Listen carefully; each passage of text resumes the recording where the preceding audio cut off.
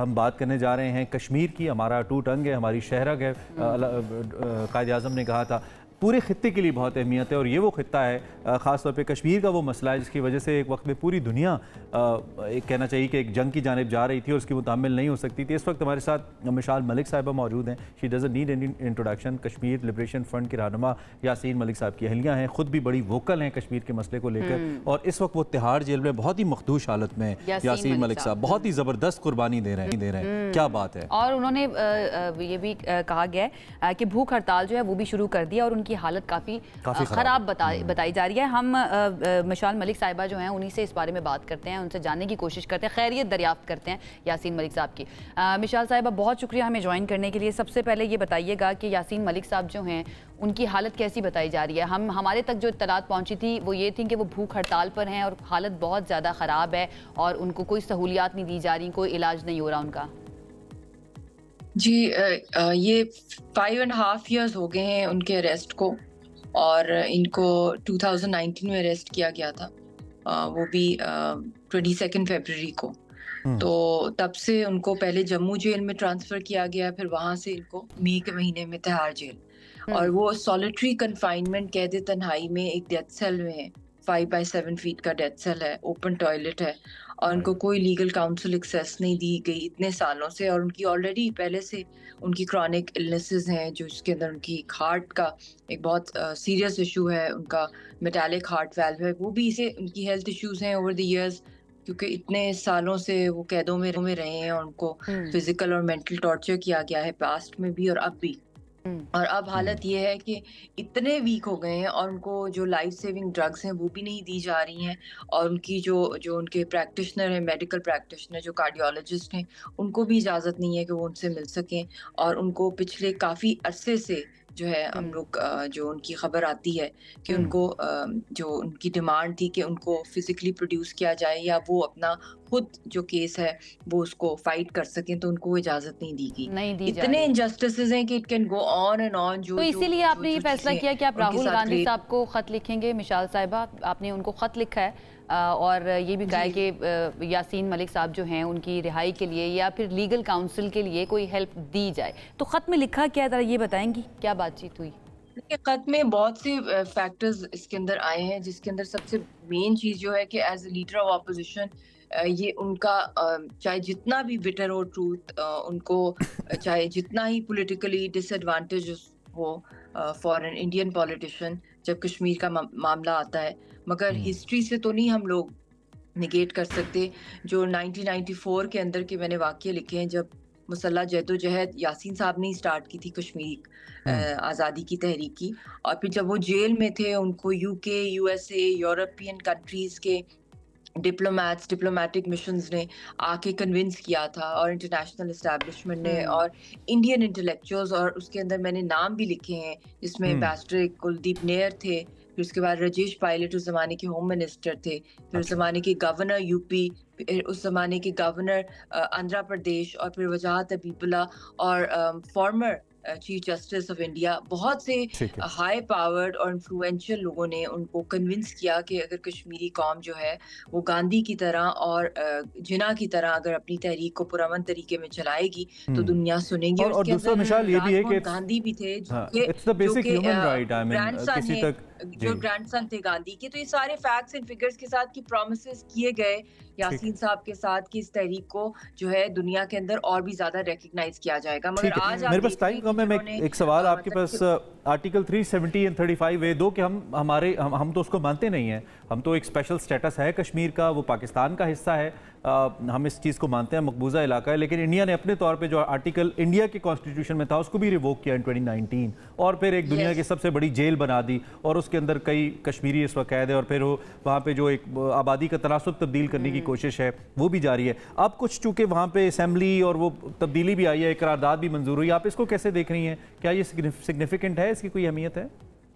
یہ کر تو رہے ہیں مگر ادھر ٹوتھ لیس پارلیمنٹ, ایک سارا رولز جو ساری اتھارٹی ہے وہ تو گورنر کے پاس ہے, اور بی جے پی جو ہے وہ سینٹر کے اندر بھی ہے, اور ان کے تو مینیفیسٹو کے اندر تھا. تو ابھی کافی لڑائیاں ہو رہی ہیں ابھی بھی, جو فوٹیجز وہاں کی آ رہی ہیں कि वहाँ के जो MLAs हैं वो आपस में लड़ रहे हैं कि भी जो कल जो आई थी रेजोल्यूशन वो ठीक नहीं आई है, हम एक और लाएंगे नई आर्टिकल 370 और 35A की एब्रोगेशन। मगर दिस इज जंगल लॉ, जो कुछ भी इस वक्त लीगली अगर देखा जाए डिस्प्यूटेड टेरिटरी के अंदर डेमोग्राफिक चेंजेस लाना is completely illegal. Azad Kashmir में कोई पाकिस्तानी जो है वो जमीन नहीं खरीद सकता, ना उनका वोटर राइट है, उनकी प्रोटेक्ट की गई है डेमोग्राफी जब तक प्लेबिसिट नहीं होगा, क्योंकि फाइनल सेटलमेंट तभी है इस पूरे के पूरे जो सबसे पुराना यूनाइटेड नेशंस का मसला है। और बड़ा सिस्टमैटिकली जो है ना वहाँ पे आबादी का 6 दिन हो गए, जी 6 दिन हो गए उनकी भूख हड़ताल को, जी 6 दिन हो गए उनकी भूख हड़ताल को और उनकी हमें कोई खबर नहीं है। विशाल, एक तो आप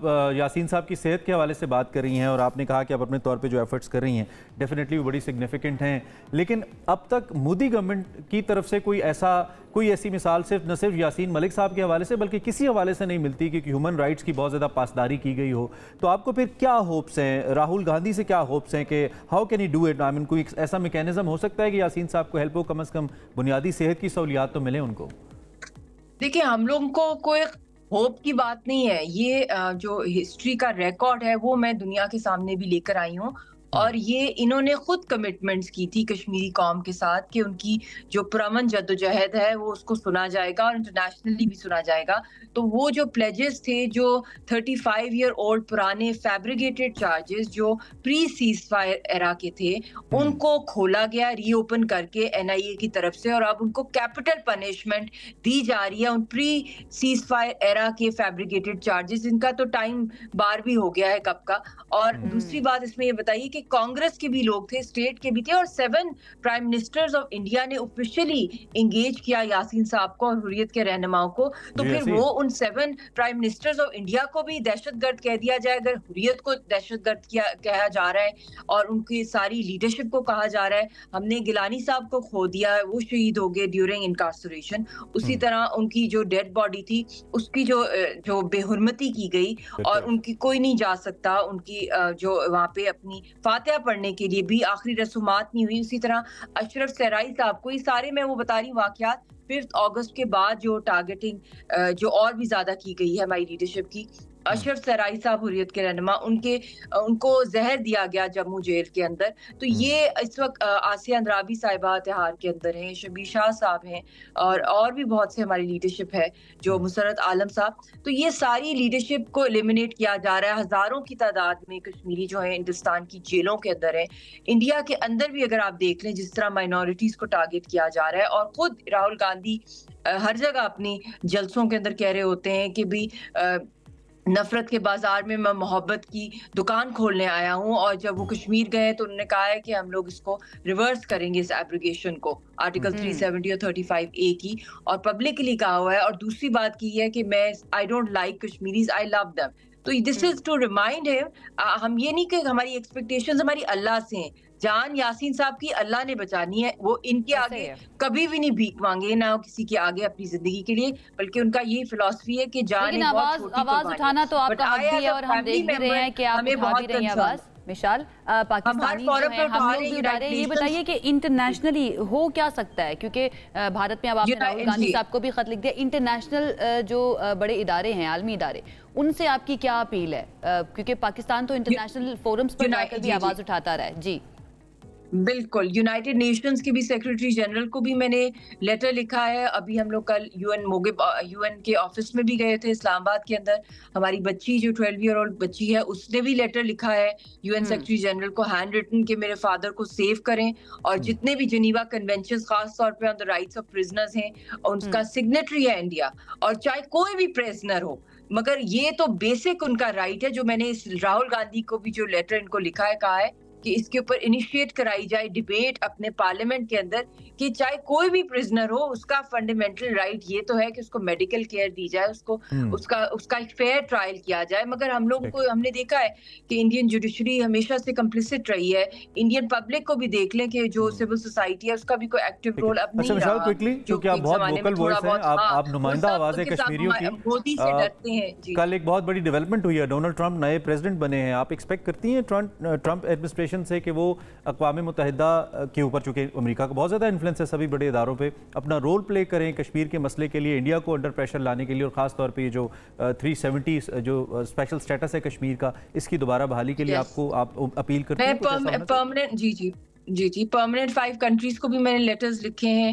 और मैं तो 85 डिप्लोमेटिक कंट्रीज को लिखे थे अभी लास्ट मंथ जो वहाँ फासिकल इलेक्शंस हुए हैं। अभी भी जो यासीन साहब का मैटर है, जो कुछ कश्मीर में हो रहा है, मैं सबको लेटर्स लिख रही हूँ परमानेंट 5 कंट्रीज के अलावा OIC की मुस्लिम उम्मा, और जो ट्रम्प क्योंकि उस वक्त तक इलेक्ट नहीं हुए थे, अभी 2 दिन पहले की बात मैं कर रही हूँ, तो अब मैं उनका भी लेटर ड्राफ्ट कर रही हूँ, क्योंकि उन्होंने अपनी तरफ से जब वो पावर में थे उन्होंने कहा था मैं मीडिएशन करूंगा, मगर उन्हीं के दौर में 5 अगस्त का जो वाकया हुआ, जो ब्लैक डे था जब कश्मीरियों को रेफ्यूजी और स्टेटलेस बना दिया गया, तो मैं उनको रिवाइंड करूंगी कि वो जो मुबारक के साथ की कश्मीरी कौम पूछ रही है कि वो मीडिएशन कहाँ गई और क्या वो रोल प्ले कर सकते हैं फॉर ग्लोबल पीस। और जो सबसे बड़ा आई थिंक मसला है वो कश्मीर और पैलेस्टाइन के। हमारी बेस्ट विशेस आपके साथ हैं, आपके शौहर के साथ, अल्लाह करे वो जल्द सेहताब हों, वापस आएँ, आप लोग इकट्ठे हों, आपकी फैमिली का रीयूनियन हो, because we see how much suffer you have, you know how sufferings वो गोइंग ऑन, और कैसे आप सफ़र करी थी, आपकी फैमिली भी। तो आई बिलीव कि ऐसा हो कि वो वापस आएँ और दोबारा से फैमिली रीयूनियन भी हो, और फिर वो